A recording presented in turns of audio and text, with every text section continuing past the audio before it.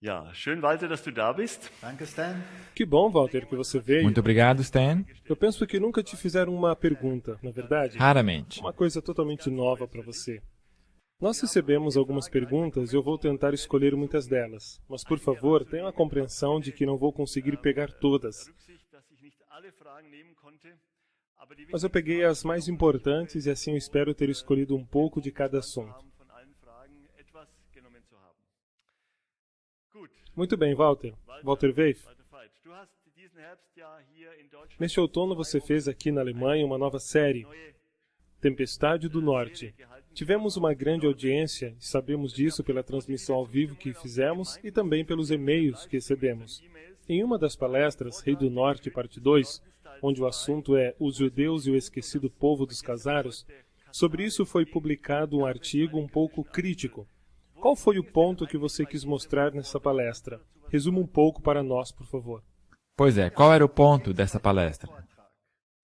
O que eu queria dizer era que no mundo existem pessoas, grupos e também todo um povo, que hoje é o povo de Israel, que afirmam ser os descendentes literais das tribos de Israel. E a pergunta é, será que ainda existem esses descendentes literais destas tribos? Provavelmente sim, mas espalhados e absorvidos em outras tribos, em outras nações. As 10 tribos que originalmente foram levadas em cativeiro foram espalhadas e diluídas no reino assírio e desapareceram. Existem muitas teorias aonde que elas estão, se elas se conseguiram manter unidas como povo, mas historicamente não existe qualquer prova de que eles continuaram se identificando dessa forma. Eles foram dispersos. Então as tribos que ainda se mantiveram, Judá e Benjamim, que voltaram a Israel, que voltaram a Jerusalém, estas tribos, naturalmente, passaram pela mesma coisa. Primeiro veio a grande destruição, no ano 70 depois de Cristo, e ali eles foram destruídos, ou pelo menos parcialmente. Então eles se reconstruíram e eles foram novamente destruídos. Num violento massacre dos romanos e do imperador Adriano, e ele também então, digamos que proibiu a religião, proibiu o sábado, dispersou o povo e depois desse tempo, mais tarde, vieram os islâmicos e conquistaram esta parte. E desde então esse povo tem sido absorvido em outros povos. Existem alguns que creem que eles são os descendentes literais. E eles estão em toda parte do mundo. Existem os israelitas britânicos, esse é o ensino de Armstrong, entre outros. E esses afirmam que as tribos, essas 10 tribos, de alguma forma foram à Inglaterra. E teríamos então os britânicos, e esses então são os descendentes, e por isso que também receberão as promessas literais. Eles reclamam para si as promessas literais da Bíblia. Ou seja, nesse reino eles poderão dominar o mundo. É claro, alguns se irritam com isso e dizem que não existe nenhum tipo de prova para isso. Outros creem que não são somente os britânicos e os seus descendentes nos Estados Unidos, mas todas as tribos que estavam na Europa. E com isso, esse pensamento também foi transferido para o meu país, para a África do Sul. E ali existem pessoas que creem que são os descendentes literais das 12 tribos. E eles têm uma teologia, para dizer pouco, bem incomum. Muitas vezes associada ao racismo. E, enfim, só isto já é problemático. Portanto, será que ainda existem essas tribos literais? E a resposta é não. Tem a ver com o princípio teológico. Se, portanto, nós não temos descendentes literais, nesse caso, digamos, diretamente da tribo de Judá ou de qualquer uma das outras tribos, Então as promessas também não podem ser aplicadas literalmente. Então, no sentido espiritual teológico, essas promessas, de acordo com o Novo Testamento, foram transferidas para a comunidade cristã. Porque quando nós estamos em Cristo, então nós somos semente de Abraão. Portanto, o objetivo da palestra foi de mostrar que não existem descendentes literais, e no sentido espiritual foi transferido. A teologia que hoje em dia se vê nos círculos evangélicos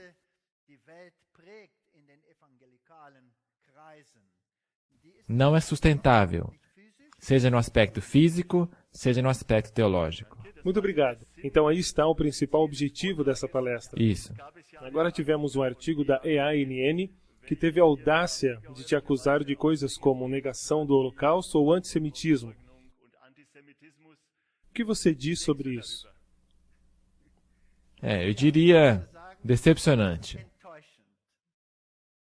Decepcionante. O que é antissemitismo? Quando se crê que alguma raça na Terra não é tão boa como uma outra raça. O nariz empinado. Agora, eu venho da África do Sul. E nós sempre convivemos com essas atitudes. O racismo foi parte da cultura de nosso país. E desde criança, eu odiava isso. Mas todos com os quais eu convivi, também no meu estudo universitário, estavam no outro trilho.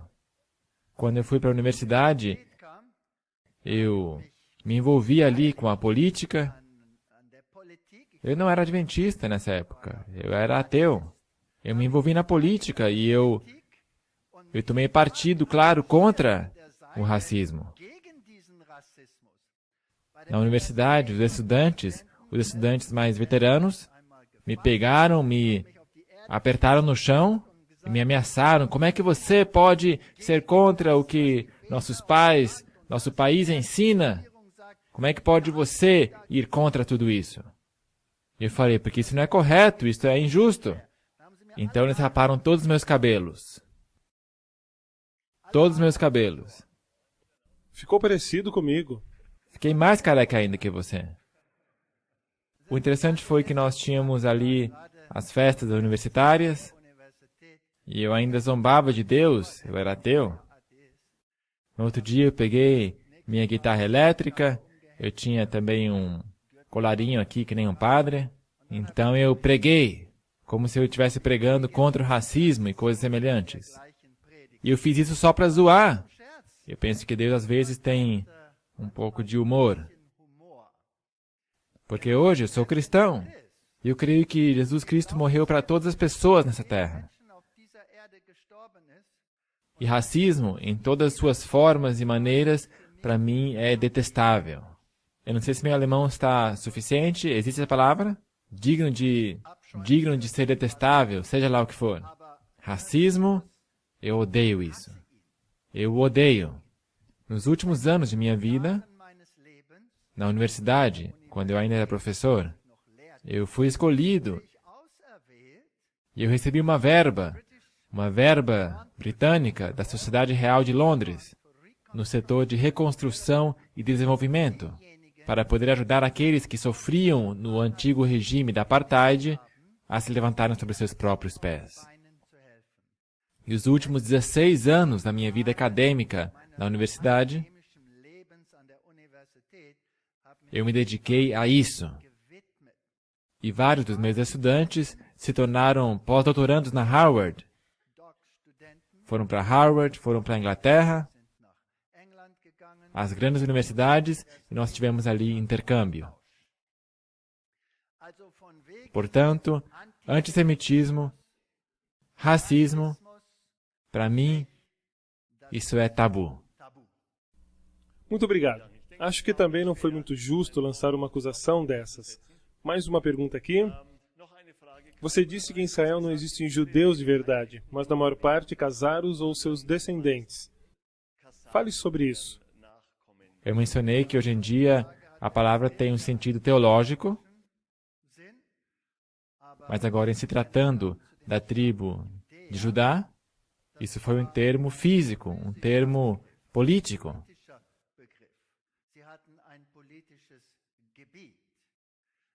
A religião judaica está espalhada no mundo inteiro.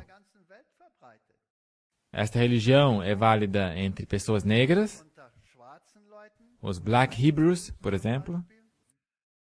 Eu tive o privilégio de falar com uma rainha, era a rainha mãe, a principal, a mais idosa mesmo, dos Black Hebrews, dos judeus negros. Ela estava presente nas minhas palestras. Eles também vivem ao redor de Jerusalém e creem que são os descendentes literais de Salomão, por exemplo, dessa linhagem. E aí também temos outras nações, muitos se tornaram judeus e abraçaram a fé judaica de outras tribos. Portanto, a fé judaica não está erradicada. A fé judaica ainda existe, mas o ponto é simplesmente a promessa. A promessa foi dada às 12 tribos. Será que essas 12 tribos ainda existem?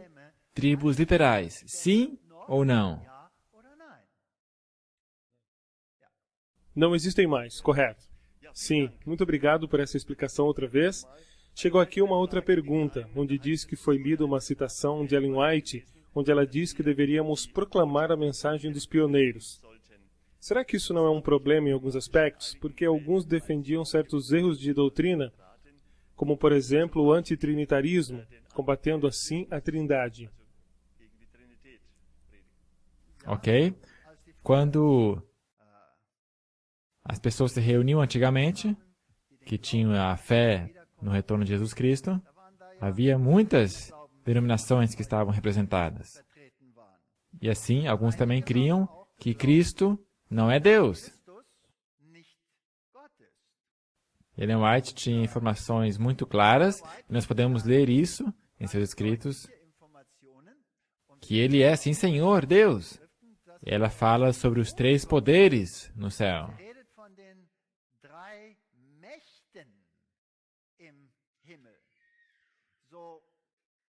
Portanto, pelo simples fato de haverem más compreensões, será que isto vira o adventismo do avesso, mesmo que tenha sido depois corrigido?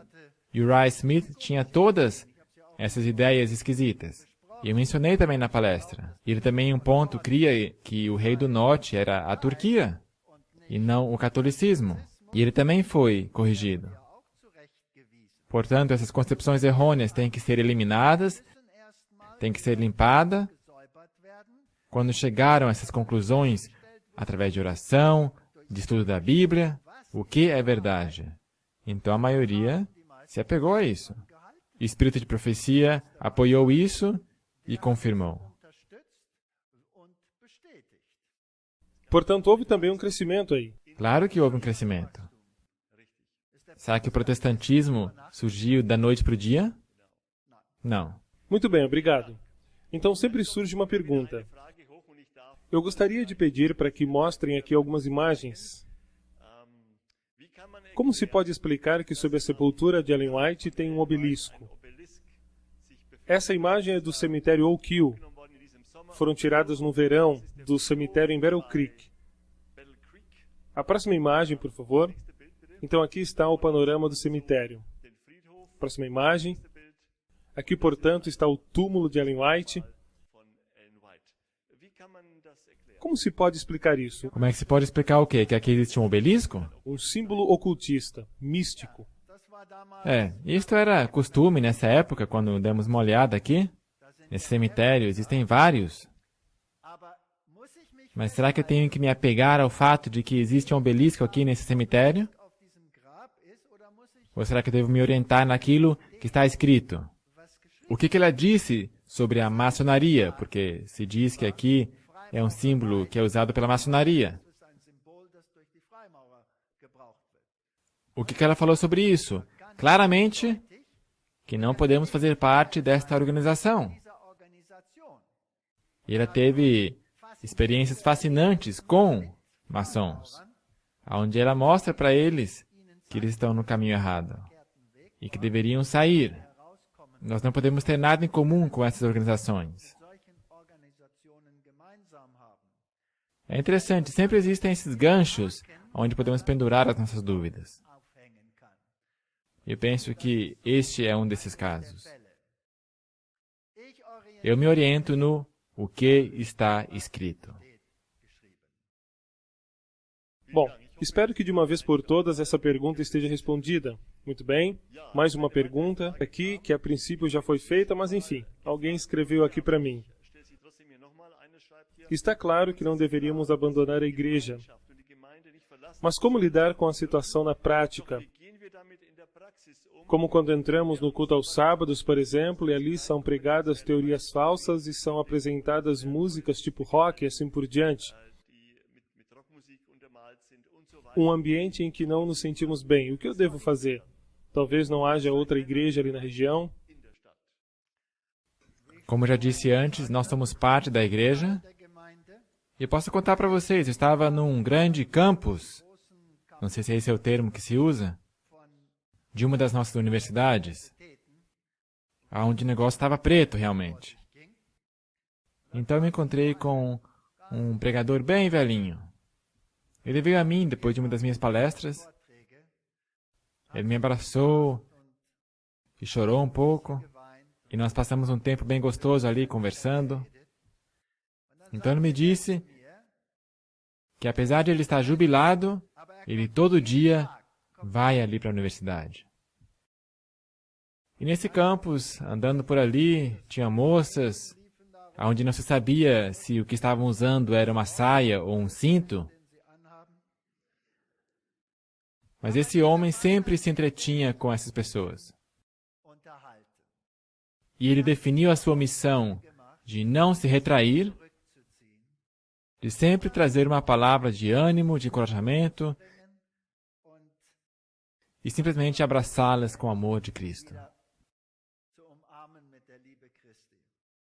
O que eu faço com uma comunidade, se ela chegar a esse ponto? O que eu faço com a minha igreja, quando chega a tal situação? Da vez passada eu falei que não se deve retrair totalmente.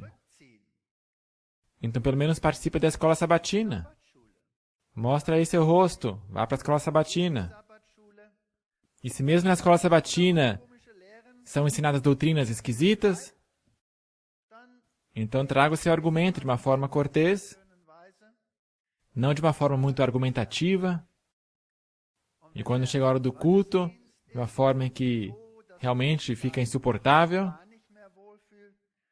então comece um pequeno grupo, mas ainda se é parte da congregação. E quando há pessoas suficientes, comece ali um grupo. Nós temos essa possibilidade. Na África do Sul, ali nós temos constantemente grupos que se formam. Nós queremos que novos grupos se formem. Porque o Espírito de Profecia diz que uma igreja não deveria ser maior que 50 pessoas. Então deveria se dividir. Porque senão se torna como Battle Creek. Ali se pode desaparecer no anonimato e não fazer nada. Espalhai-vos. E eu faço parte das comissões ali no meu país também. Quando existe um certo número, eles recebem o apoio. Quando são mais que 20, já podem ser uma igreja. Isso não é difícil. Próxima pergunta. Deveríamos usar ocasiões como o Natal para fazer o trabalho missionário? Por exemplo, será que poderíamos fazer uma espécie de um bazar servindo bebida quente, um bolo, com algumas vendas, quem sabe? Nós, na verdade, temos instruções muito boas sobre isso. Nós só precisamos abrir o Espírito de Profecia. Ali diz que não devemos colecionar nosso dinheiro por bazares, com vendas de bolos, disso e daquilo. Mas devemos seguir o exemplo do antigo Israel. Quando o Espírito de Deus te move a doar o seu dinheiro a uma obra filantrópica, quando é uma boa obra, então eu não preciso vender um bolo. Então eu pego do meu bolso e coloco na obra de Deus. É assim que deveríamos funcionar. E usar o Natal para falar de Cristo para as outras pessoas? Sim, no tempo da Sra. White, o Natal era uma festa cristã.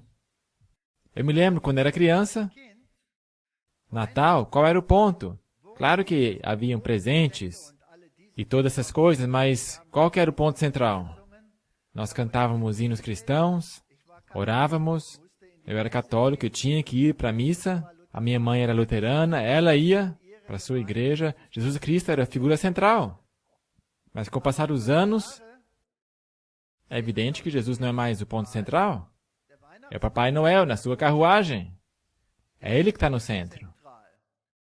E sei lá eu que outros animais fantasma ainda fazem parte de tudo isso. Jesus, em grande medida hoje, é secundário.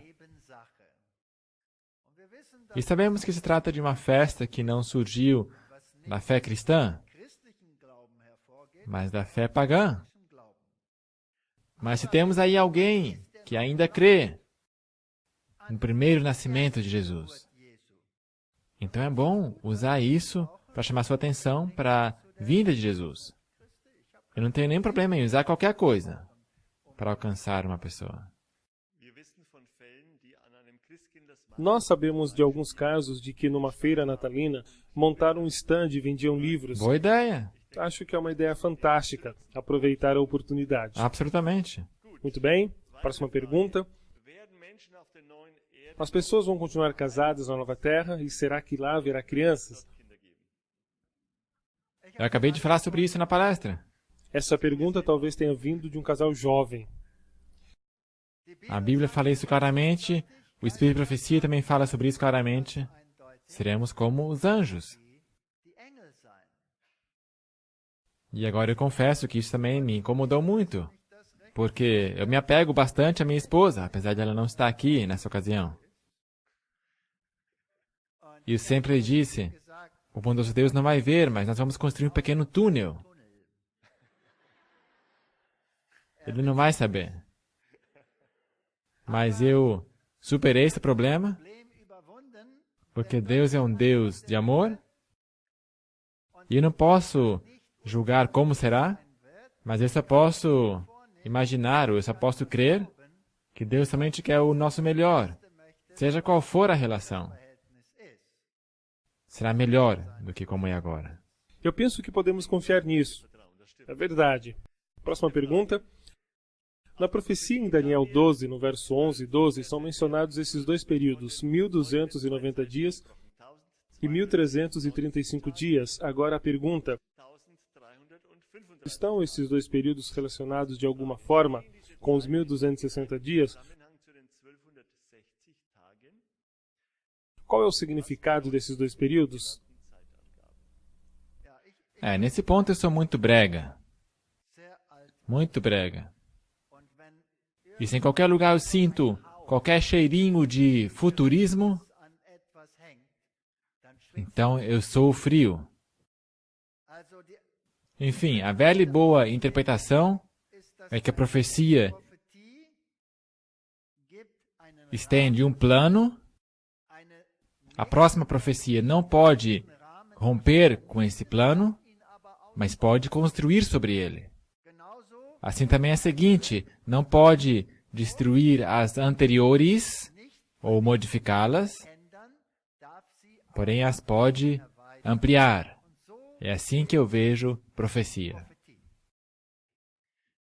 A tendência moderna é pegar partes de uma profecia, separá-la do plano anterior e aplicá-la em algum tempo diferente. Isso aí se chama futurismo. É isso que os jesuítas fazem, e é nisso que o mundo crê, e aí não temos nem cabeça, nem tronco, nem membro, não há nenhum fundamento, isso é só, olha aqui, nós temos aqui uma coisa, e nós podemos colar, recortar, pintar, construir o que nós queremos.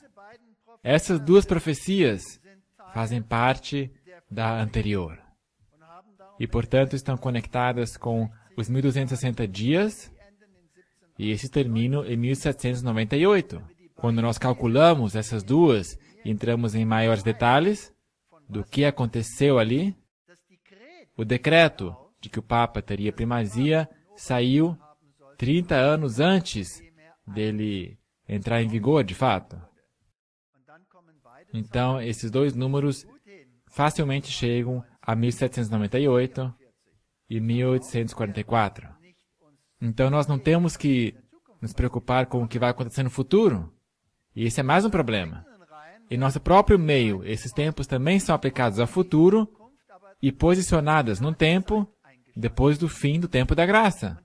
Então nós temos certos períodos de tantos dias, entre aspas, ou anos, ou seja lá como eles veem isso, dias literais.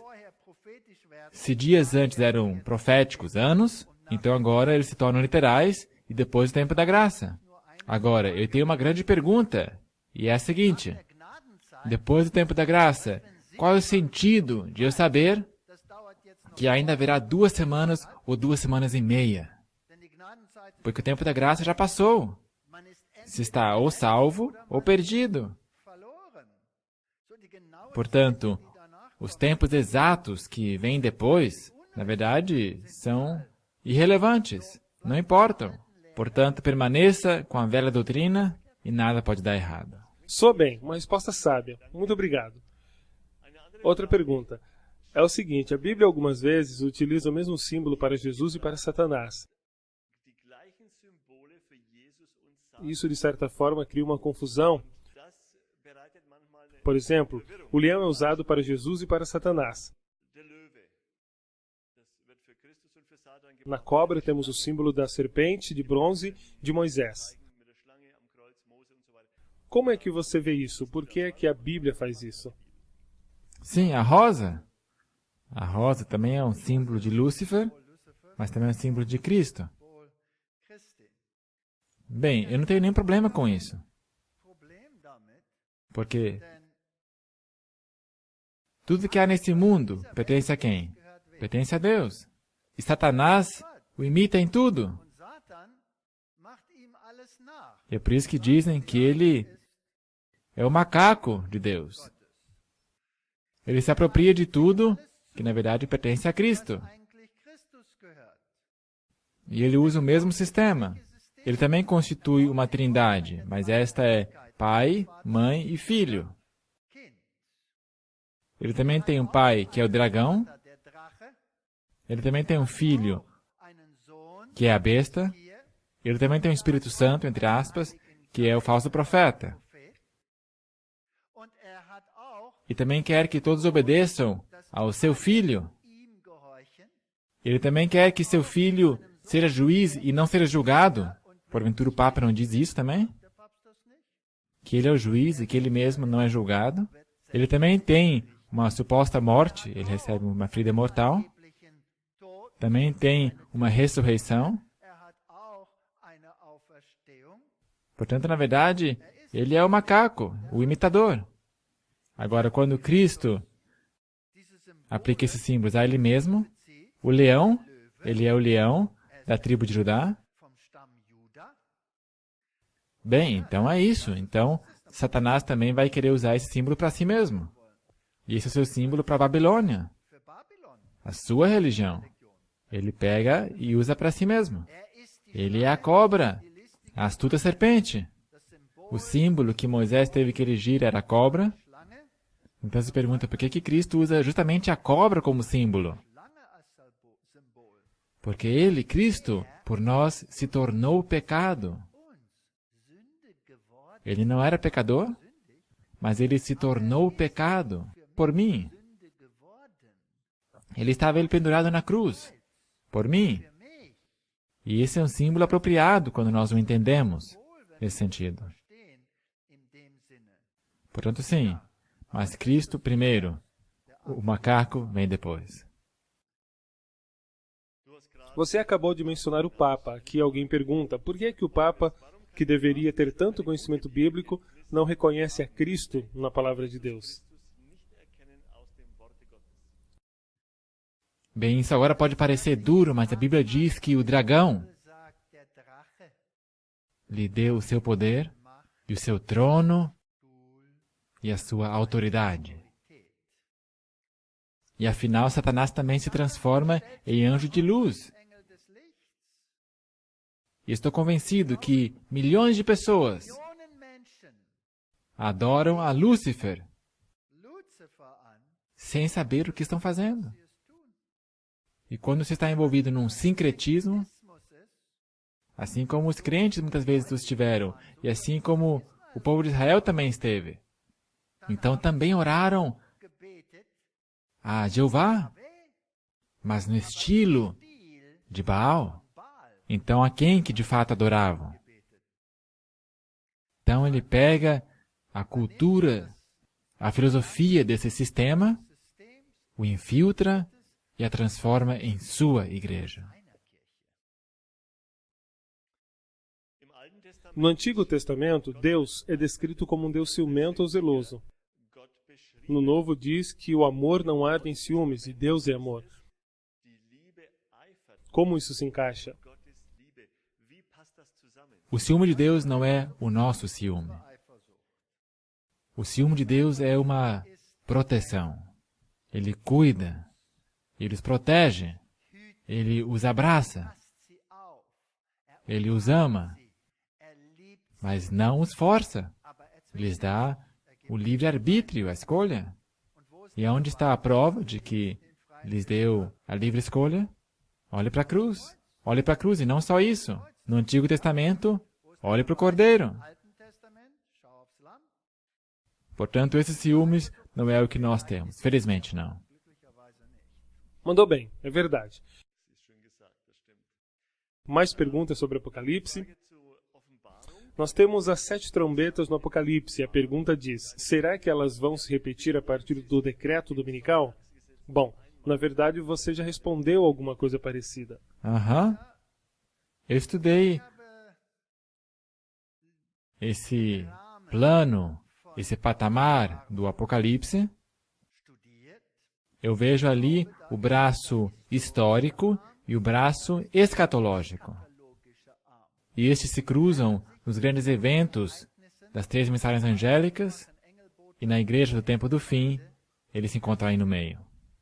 E as trombetas estão posicionadas no braço histórico. E, portanto, eu os deixo ali onde Deus os colocou. Agora mais uma pergunta sobre mandalas. Como é que isso pode nos afetar? Porque também para as crianças é mostrado isso nas escolas. Qual é o efeito disso? O que você pensa sobre isso? São métodos que são aplicados para suscitar uma condição hipnótica. E qual é o seu objetivo? Que nos tornemos mais acessíveis a certos pensamentos, e ideias, sentimentos, que talvez são mal usados, abusados. Na verdade, certamente é um abuso. Se trata de um abuso. E também por outros seres. Então, em todo esse negócio, qual é a nossa finalidade? Nada. Muito bem. Eu penso que o cristão tem que ter uma mente muito clara para não se meter em qualquer problema. Quando nós falamos com Deus, então temos uma relação. Então falamos com Deus como se fosse o nosso amigo. Eu não preciso de nenhum ritual, eu não preciso blá blá blá. E eu sempre volto a usar esse exemplo. Como é que eu converso com a minha esposa? Isso deveria ser determinante, porque nós somos a noiva de Cristo, segundo a Bíblia. Portanto, Ele é o noivo, nós somos a noiva. E como que nos relacionamos? Será que eu tenho que instituir aqui um ritual? Será que eu tenho que me sentar sobre o chão, enrolar os meus pés um no outro, ou seja lá o que for, e repetir 1000 vezes uma certa palavra ou frase para conseguir uma resposta da minha esposa? Ela diria, o que está fazendo aí? Eu diria, estou buscando uma relação com você.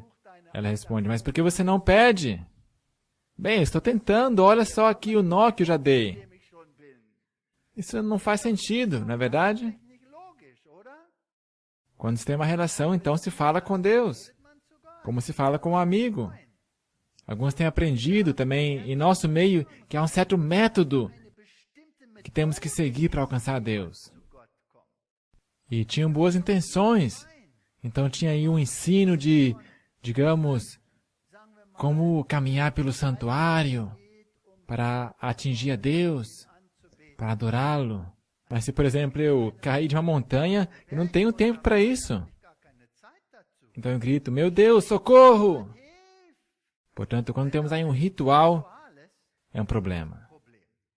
Porque se trata de uma relação não um método.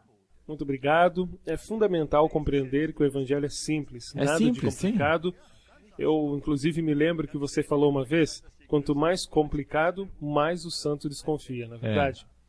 Quando chegam aí com a sua roupa de Batman e sei lá o quê, para se exaltarem, então, fique com dor de cabeça. Muito bem. Mudemos um pouco de assunto. Falemos sobre vida no campo ou como deveríamos viver no tempo do fim. São duas perguntas, uma pergunta dupla. Como podemos colocar esta questão mais no foco em nossa igreja? E poderão os eventos finais acontecer se ainda não construirmos essas, digamos, arcas no campo? Na verdade, já faz tempo que nós temos essa mensagem sair. Mas não é possível para todos. E a mensagem também diz, de acordo com que Deus abra as portas. E a mensagem também diz, alguns irão e vão preparar o caminho. Acerca da Europa está escrito que, se isso não for possível, nesse tempo terrível da perseguição, vai de cidade em cidade até. Portanto, ali onde não é possível, Deus tem que usar outros métodos, mas aonde é possível, faça o que Deus mandou. Sim. Esteja disposto quando Deus abre as portas. Vamos permanecer ainda no campo da ciência? Ou uma pergunta que foi feita sobre acupuntura. Você recomenda a acupuntura ou se trata de uma prática oculta? Sempre existem duas alternativas. Um tipo de acupuntura, que na verdade não é acupuntura, existe na fisioterapia. Quando se estirou o músculo e este está em mau estado, então se enfia ali uma agulha e isso produz um certo... Como é que se diz? Estímulo. Um certo estímulo. Então esse músculo pode relaxar. Nesse sentido, eu estou convencido que é apropriado. Mas quando temos aí certos mapas de como está conectado com o espiritual e com o físico e do paranormal e tudo mais, então eu tento correr o mais rápido que minhas pernas possam me levar. E talvez possa contar. Eu mesmo era um ateu. Eu gostava de jogar squash. Eu jogava squash todo dia. Eu nem era tão ruim assim. Não era nada ruim. E estava se aproximando um grande campeonato e o tendão do Aquiles meu quase se rompeu. Só estava pendurado em um pedacinho. E ali veio o grande campeonato e eu fui para o médico. O médico falou, vamos consertar isso imediatamente. Vamos operar. Esse negócio nunca vai conseguir sarar por si mesmo. Nós temos que costurar isso. E eu sei também da fisiologia que ali tem poucas células. Como é que isso vai se reparar por conta própria?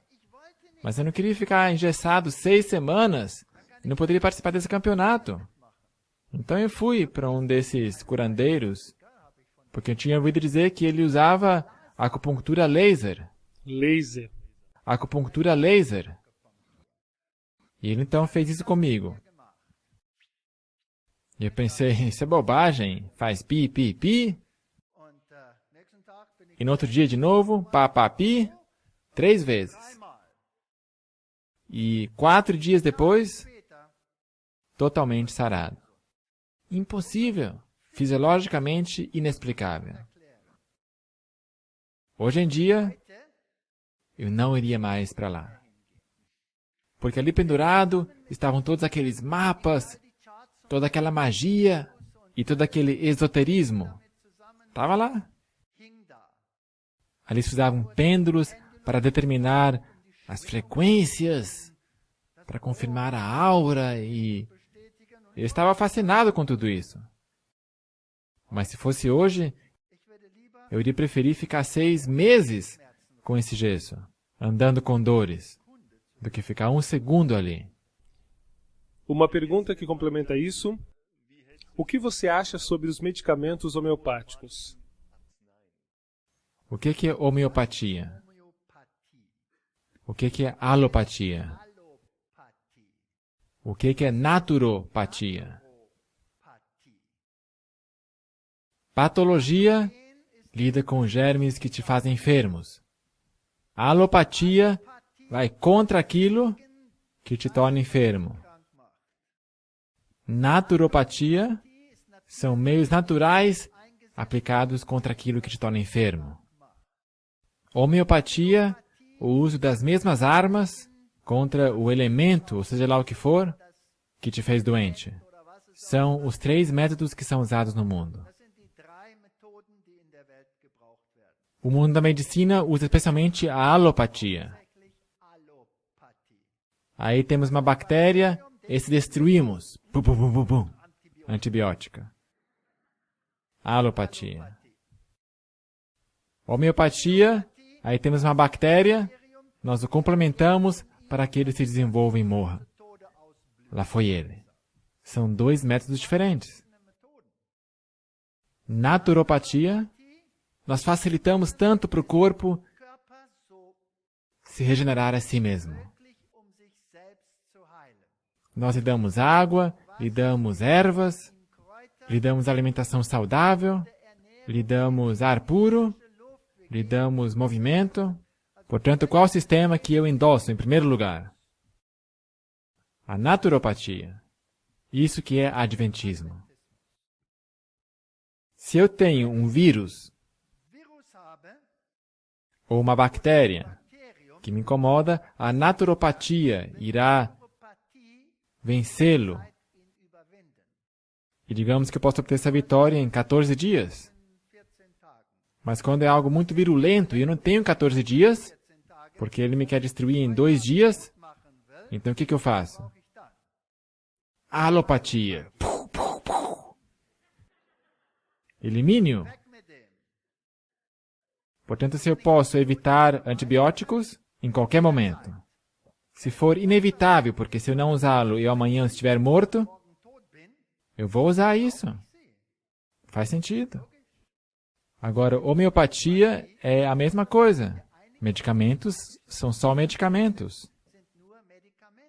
Mas o problema é sempre que quando há uma coisa que não é explicável cientificamente tão facilmente, então o esoterismo se apega a isso.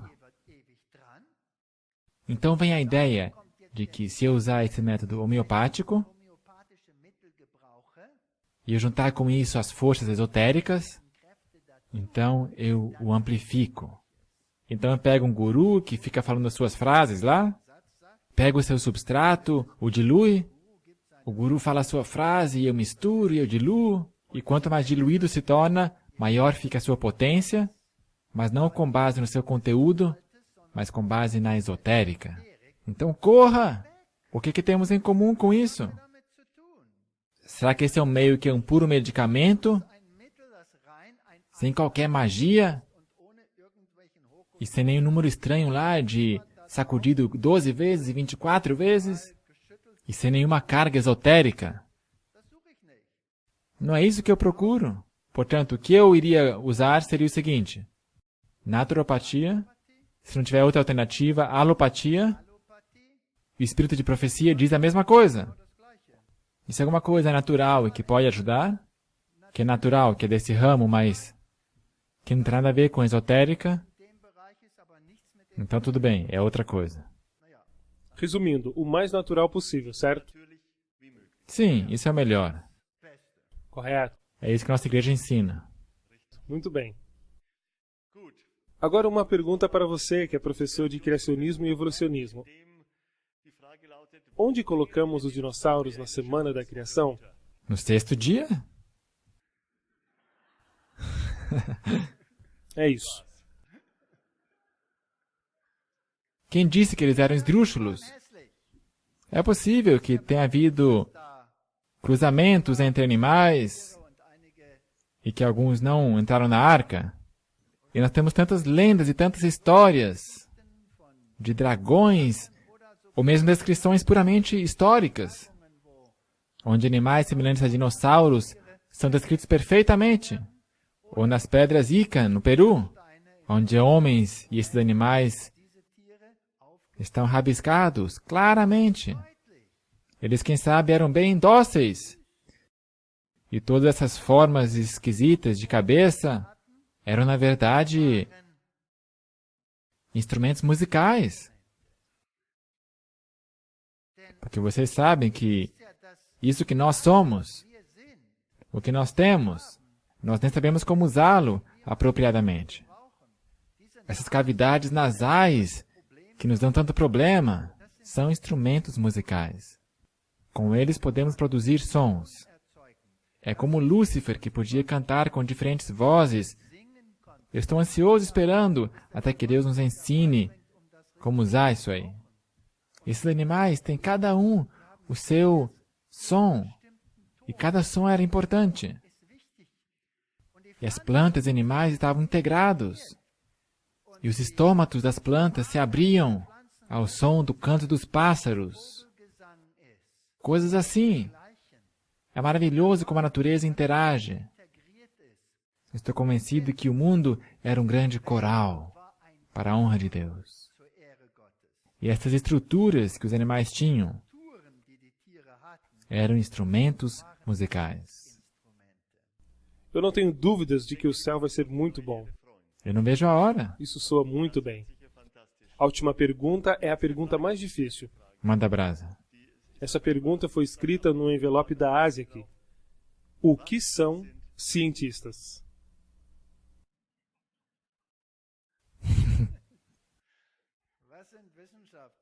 Bem, se seguirmos a definição, são pessoas que aplicam o método científico para explicar alguma coisa.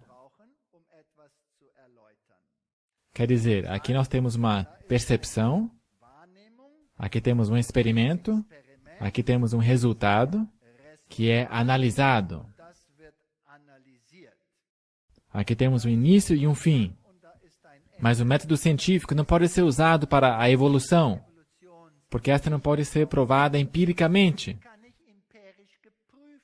Portanto, está no patamar da hipótese. Não pode nem ser uma teoria. Muito obrigado. Muito obrigado. Essas foram as perguntas. Muito obrigado ao Walter Weiss pelas respostas. E agradecemos também a Deus, que te deu tanto conhecimento. É um prazer. Eu nem tenho um conhecimento tão enorme assim.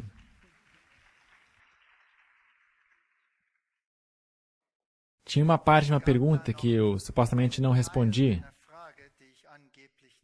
Eu não quero que as pessoas pensem que eu não quero responder.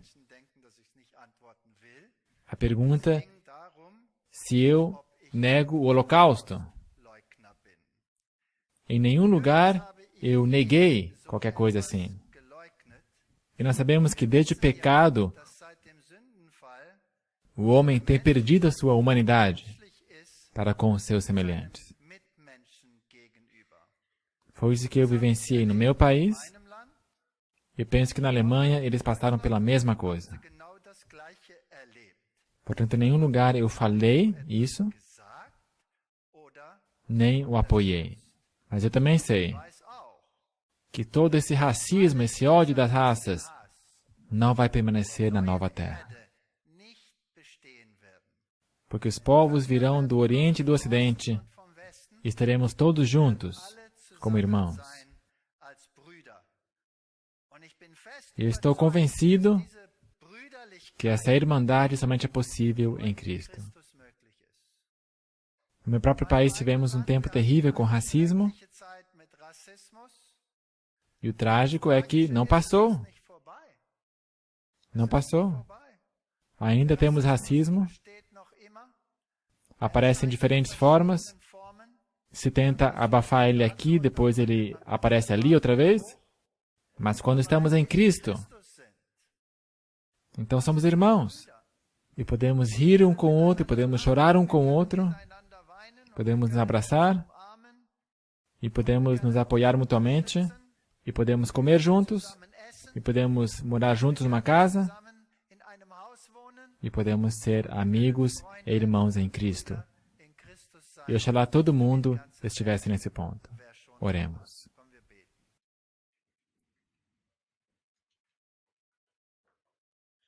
Querido Salvador, o mundo tem perguntas e o mundo tem preocupações.